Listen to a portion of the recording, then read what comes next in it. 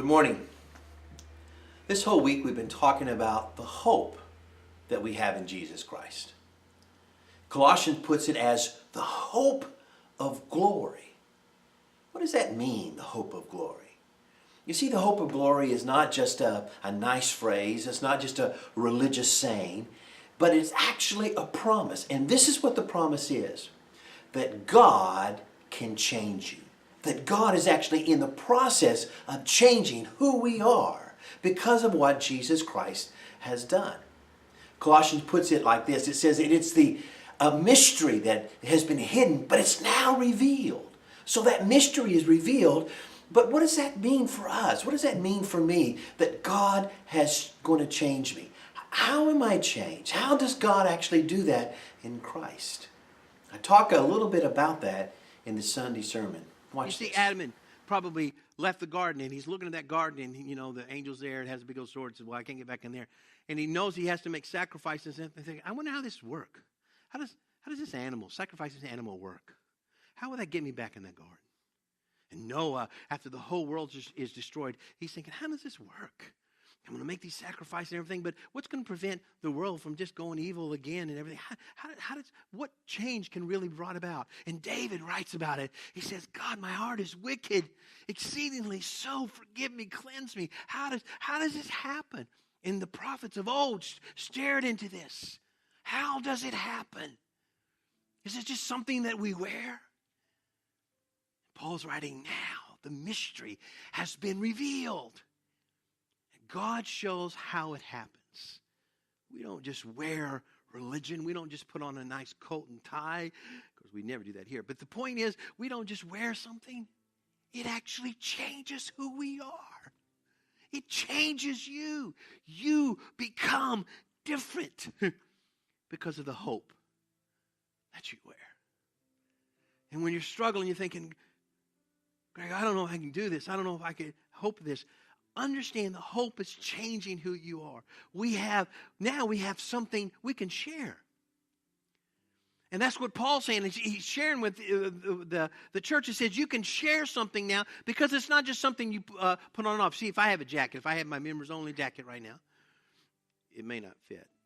But anyway, if I had it and I gave it to someone who has a jacket, they do. I don't. But if I become the jacket, see what just happened? If I become the jacket, then I could share that hope, that life with anybody. And what happens to them? They grow, they're protected, and they change. That's what it means to wear the hope. So the word that God spoke to you in your devotions, the word that God is speaking to you, the promise that he's given you, the thing that you're hanging on to, the thing that you're believing for, wear that hope. Wear that hope. So how are we changed? How is it that God's changing us from the inside out? What is the hope that we have that God actually changes us? I want you to look with me in a short little paragraph from the Bible in 2 Corinthians chapter 4 that tells us and reminds us how the hope of glory, Jesus Christ in our life, is actually changing us. It simply says this, beginning in verse 16, therefore do not lose heart. Don't lose hope. Don't lose hope. Hang on, because there's change coming.